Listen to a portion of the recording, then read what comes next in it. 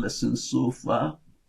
And the Lord is simply telling us that the dichotomy that the religious world has allowed to be foisted upon saints to distinguish between when you are in spiritual and when you're in secular activity, it has no foundation in the Bible. We are supposed to live unified lives anywhere and everywhere. And we all are called to be the royal priesthood, not just the few people who are in full-time ministry. I want to remind you, the day of Pentecost, 120 people that the Lord used to activate the church, out of them, only 12 were full-time ministers. That's 10%. 108 others, or 90%, were doing various activities. People like Joseph of Arimathea would have been there. People like Nicodemus would have been there. People who were allowed to do their normal things in life. The key thing is that the salt of the earth, the light of the world, all of them were, and Yeshua in them, the hope of glory, was manifested anywhere and everywhere. And the Lord is saying, because of that, you do not downgrade marketplace ministry, which is ministry conducted through your normal business, your profession, your employment, whether in the public service or private sector. You do not downgrade it and exalt full-time pulpit ministry. No, this course makes the case that we should recognize that those the Lord will call, and He won't tell them to leave everything else to follow Him, but He will say, I want to use you where you are by my Spirit to manifest my nature, my character, my presence, my power. And that's really kind of sums up what we are saying. And today we're going to bring a lesson that will kind of bring it all in bold relief. That is lesson 4, outstanding biblical facts about marketplace ministry. Something, you know it, you catch it, you grasp the revelation, it will change your attitude to marketplace ministry forever. Let's pray. Father in heaven, we here lay ourselves before you. We want you to teach us, feed us by your Spirit until there's no more wanting. Lord, have your way and grant us understanding. In Yeshua's name, amen. So, brothers, sisters, starting this lesson is an invitation for every one of us to read Luke 8:4-15 and Matthew 13, the parable of hearts, what we call the parable of the soils. What type of heart do we have? Do we have a heart that is like the wayside heart, or rocky heart, or thornfield heart? Or do we have a heart that is good, that bears fruit 30-fold, 60-fold, 100-fold? Why do we say so? Some of the things the Lord will be sharing with us in this course, they kind of run against the grain of the normal thing we think about. You see, we've been conditioned to exalt full-time pulpit ministry so much, and it looks like anybody who is not in full-time pulpit ministry, that person is probably not really in ministry. That person is doing secular activities. Well, the Lord has busted the meat and will be busting it more. Men and brethren, like I said before, a Christian should never allow a situation to arise when you have time to switch on church mode to do spiritual things, then you switch off to live Monday to Friday, Monday to Saturday. You live secular life, and Sunday you switch off church mode. That is really what religion is all about, switching on and off. Brothers, sisters, so the Lord in this lesson wants to say something very critical.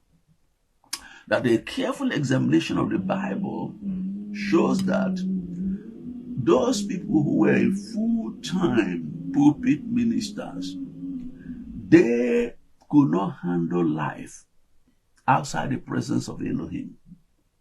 Oh, they'll be okay. In the presence of Elohim, they'll be okay, powerful, they will hear, they will enjoy the presence of Elohim, but outside his presence, they couldn't handle that.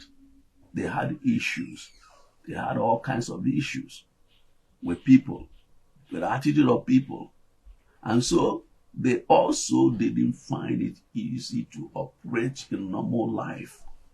So let's take case study of a few people you can say full-time ministers, or among the patriarchs. We can even include Abraham. We cited him that he was in the marketplace also, but because he was the patriarch of faith, we can also take him in the role of pulpit ministers. Abraham, what did you see? There were some times he didn't quite do all he was supposed to do. For instance, Elohim told him, get out of your land. Get out of your house. The Lord said, he called him alone. If you check, he took along Lot.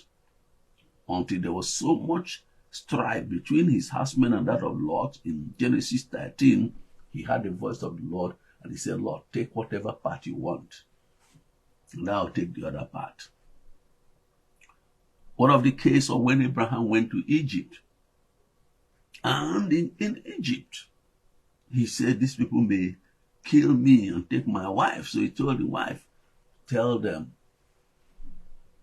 I'm your sister. That Abraham was her sister. It was true, but a half-truth. She was sister, but she was the wife. And as wife, it was a more intimate relationship. And so you know what? There were issues in Abraham's life, but grace covered it, and grace took him to a place where, he had faith in the Lord, and the Lord catapulted him by election. But there were issues. What of Moses, the great lawgiver, apostle of Israel?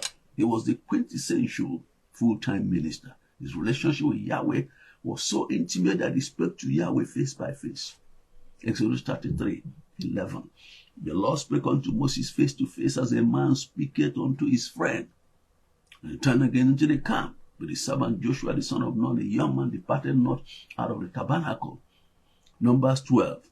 When he was rebuking Miriam, the sister of Moses, for rising against him, he said, listen, the other prophets, I speak to them in similitude, but with Moses, in verse Numbers 12:8, I speak mouth to mouth, even apparently, not in dark speeches, and the similitude of the Lord shall he behold. He said, then why are you not afraid to speak evil against him, to rise against him? Deuteronomy 34:10, there arose not a prophet since in Israel like unto Moses, whom the Lord knew face to face. He was so intimate. He could go to the mountain, spend 40 days, no food, no water, and be okay. However, whenever Moses came down to the people, he couldn't handle their rebellion. He couldn't handle their nagging, their murmuring. He couldn't handle it. So that's how Moses allowed their murmuring to get into him, that when the Lord said to him, speak to the rock, he struck the rock. And by so doing, he got a sentence that he will not qualify to go into the promised land, because by striking, it appeared he did something when the Lord wanted to show himself as the provider of Israel. Speak. He will have brought more glory to Elohim. But by striking, he brought glory to himself, as if it was that striking that brought the rock. So Numbers 20 tells us about this story. Men and brethren, what of when Moses went up to the mountain and the Lord told him that Israel had backslidden? They had gone into idolatry. What happened? In the book of Deuteronomy chapter 32, we're told about that. And so in verse 32, Moses interceded for them. But when Moses went down, what did Moses do? He was overcome with anger to the degree that Moses cast the tables of stone, the commandments written with the finger of Elohim. Anger got the better part of him.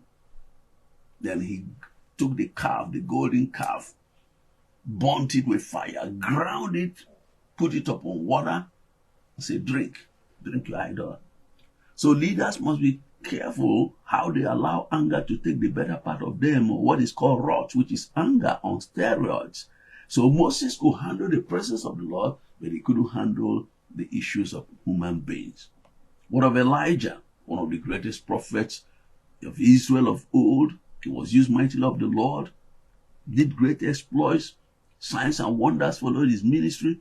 He stood boldly before the Lord. He stood for the Lord boldly before kings, nobles, and ordinary people. Remember that this man alone slew 300 prophets of Baal, false prophets. He dealt with Israel as a nation. However, when the evil queen Jezebel threatened him, if the head of Elijah stays on his body by this time, you know it's not me. I'm not a woman. I'm not a queen. Fear took the greater part of him. The man who had stood for Elohim did great signs and wonders. The threat of Queen Jezebel caused him to run for his life. Men and brethren, 1 Kings chapter 19 tells the story. And then he ran to a cave. As he was there, Elohim came, saying, "What are you doing here?" He said, "I'm the only one left. Everyone else is gone. Only me, worship you." Elohim said, "No, you can't be serious. You can't be serious. There are 7,000 men who have not bowed their knee to Baal." But the point being made is that the man who could do great exploits for Elohim, fear gripped him. He lost reason. And you know what? He asked the Lord, "Take my life. Take my life." In 2 Kings chapter 2, the Lord sent chariots of fire to take him.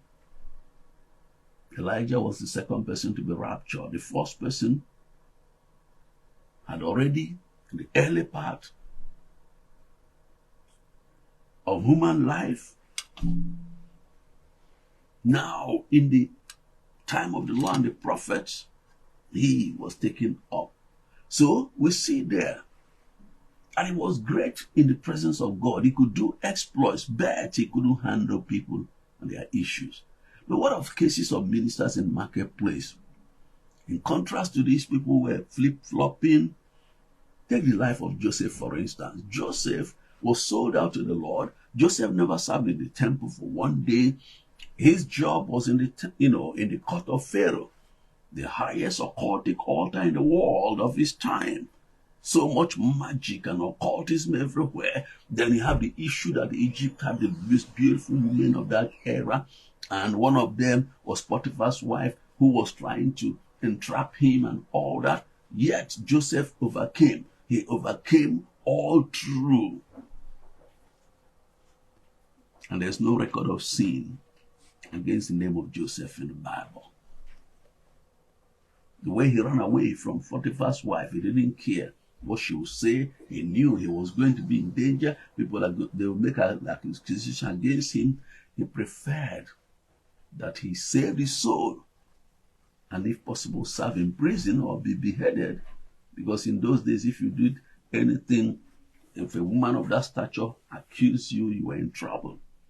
Men and brethren, with also his administrative acumen, Genesis 41, how he took care of the economy of Egypt, did all that. He was the dreamer of dreams. He was an interpreter of dreams. He was active in the marketplace. And his life was without reproach. Men and brethren, so also if we check in the Bible, Joshua, the son of Nun. Joshua was such the real quintessential special assistant to Moses. I mean, he took care. At times when Moses go up the mountain, go with him. When Moses go down, he stayed on. And he was very dedicated, committed. You need to read about him in Exodus 24, and Exodus 33. Joshua was so faithful to the Lord, tending to Moses, and the Lord picked him as successor of Moses.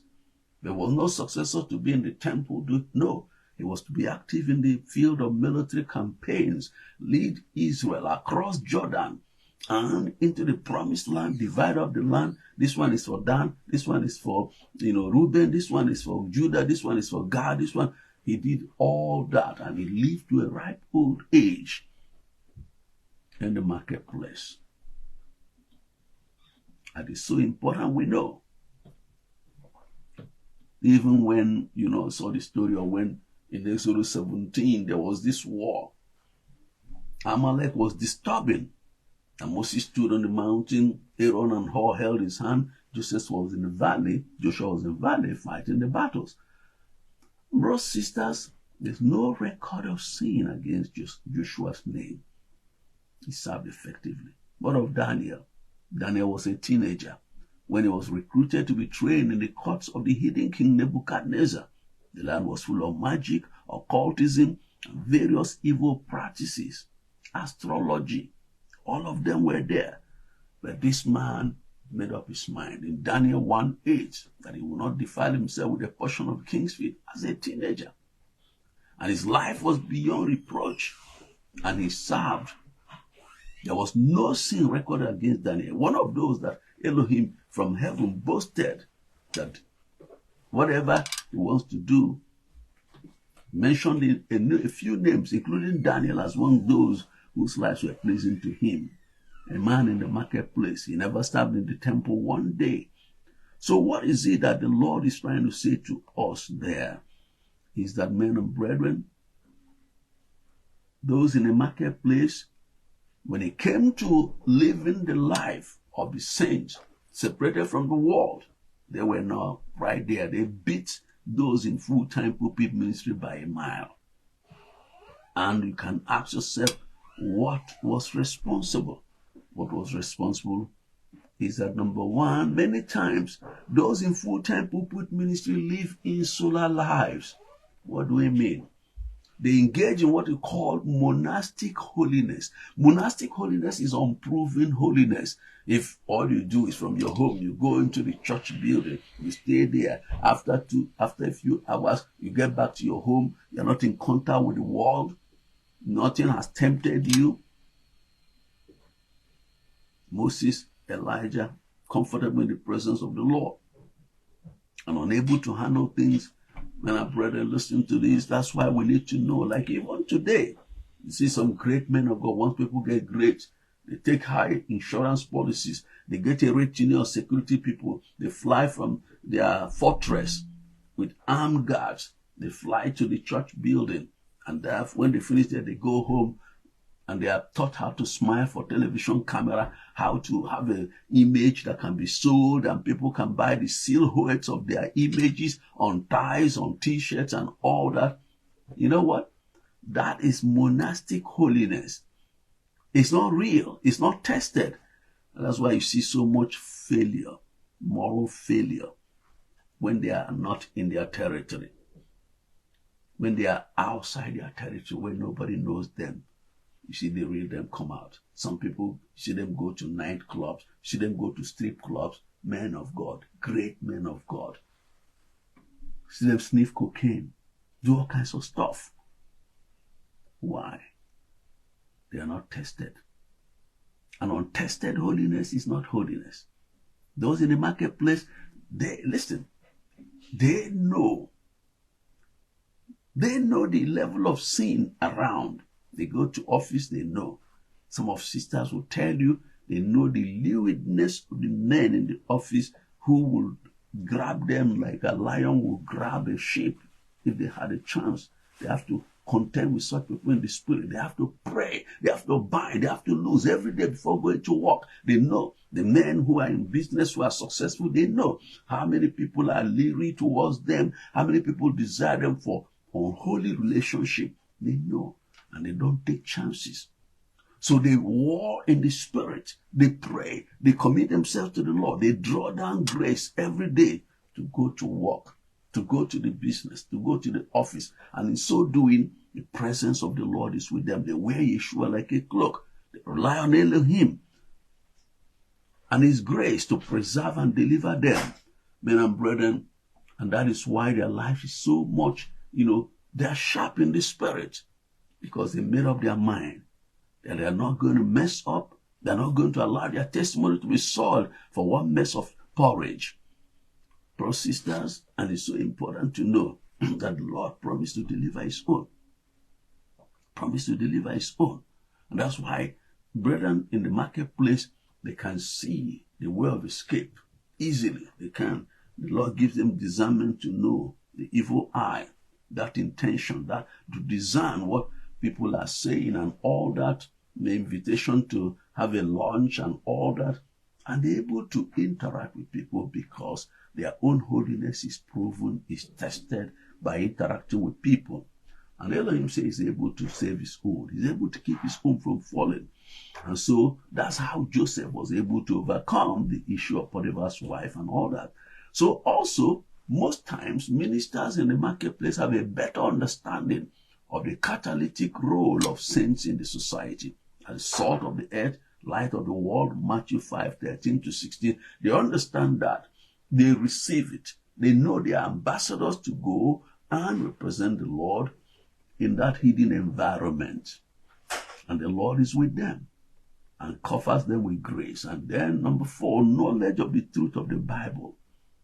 And the cloud of witnesses therein reinforces the desire of marketplace ministers to be overcomers. The Bible says in Hebrews 11:32, what shall I say more? For the time will fail me to tell of Gideon, and of Barak, and of Samson, and of Jephthah, of David also and Samuel, and then of the prophets who through faith subdued kingdoms, wrought righteousness, obtained promises, stopped the mouth of lions, quenched the violence of fire, escaped the edge of the sword, out of weakness were made strong, waxed valiant in fight, turned to flight the armies of the aliens. Women received their dead raised to life again. Others were tortured, not accepting deliverance, that they might obtain a better resurrection. And others had cruel mockings and scourgings, yea, moreover, of bonds and imprisonment. They were stoned, they were sawn asunder, were tempted, were slain with the sword. They wandered about in sheepskins and goatskins, being destitute, afflicted and tormented, of whom the world was not worthy. They wandered in deserts and in mountains and dens and caves of the earth, Elohim having provided some better thing for us, that they without us will not be made perfect. Even today, there is grace to live the normal Christian life, as Watchman Nee would say, and the normal being that life of holiness. Be ye holy, for I, the Lord your Elohim, is holy. And daily, as they encounter those demonic forces and those people, agents of darkness, and overcome in prayer, one little victory leads to the other, until they come to a place they are rock solid. Holiness is truly emblazoned in their heart, and from that heart region of sanctified heart, they're able to go anywhere.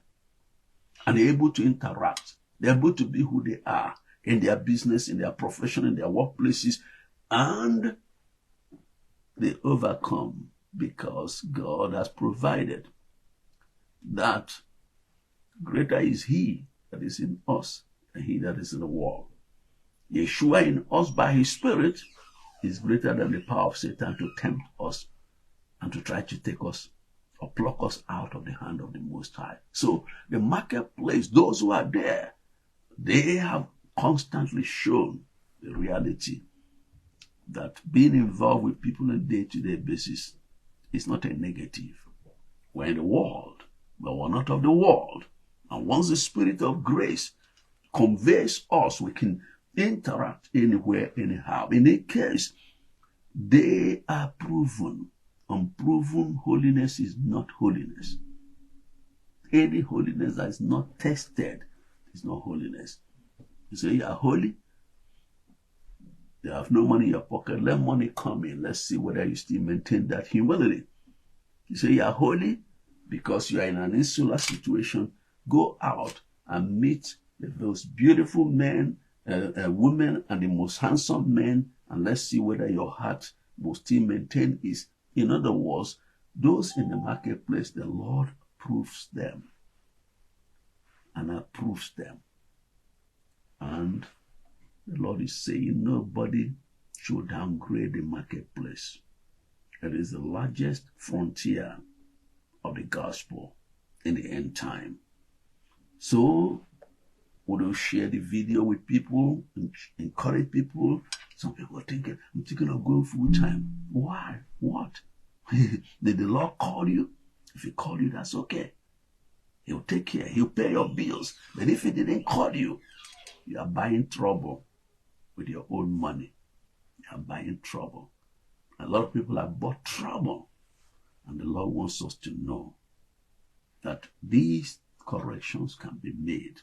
That's why he's bringing these revelations. You can fulfill your apostolic calling in the marketplace, your prophetic calling in the marketplace, your evangelistic calling in the marketplace. You can fulfill your pastoral calling in the marketplace. We're going to come to applications of the fivefold in marketplace, and you see that you can fulfill all that in the marketplace. In any case, the Lord knows where He can use you most effectively to represent His kingdom.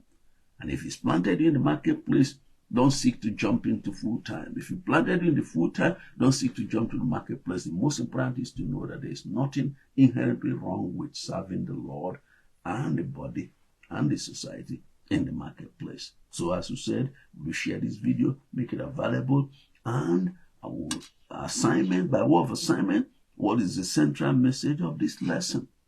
That's 1. 2, summarize the life of one full-time pulpit and one marketplace minister in this lesson. 3, discuss the 4 factors which enable ministers in the marketplace to walk in greater grace than those in full-time ministry. We're going to pray right now and then make a short announcement. Father in heaven, thank you for the opportunity to receive your word. Lord, have your way, and by your Spirit, continue to feed us until we want no more. Lord, prepare in this generation, men and women, you're going to truly empower to represent you in the marketplace, who are not going to stumble, who are going to stand strong, because you prove them and you will empower them. Clothe them with Yeshua like a cloak, and all honor and glory be ascribed to you in Yeshua's name. Amen. Thank you so much for being with us on this program and watching, and we believe you learned something and the Lord bless you. Now it's time to connect with us on our social media platforms. We have a daily live stream on Facebook, Monday all the way to Sunday, every day, about 10:30 a.m. UK time.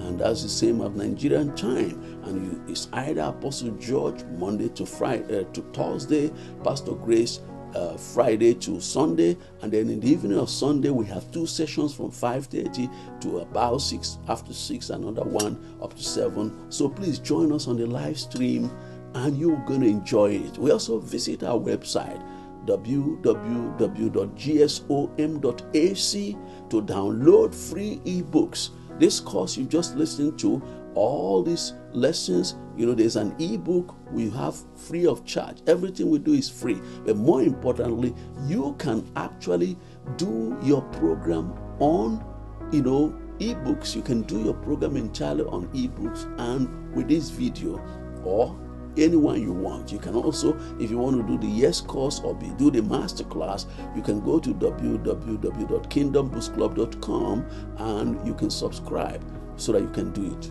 You can also subscribe to our channels, this YouTube, gsom.tv, and we also have a Telegram channel, GSOM Media. You can send us an email at akclife.tv@gmail.com. We love you dearly and we want to partner with you to make sure that the body of Yeshua, Jesus, is empowered with truth. Remember, it is the teach, train, equip, activate, and release paradigm. Absolutely free of charge. Have a blessed day, and we'll see you again soon.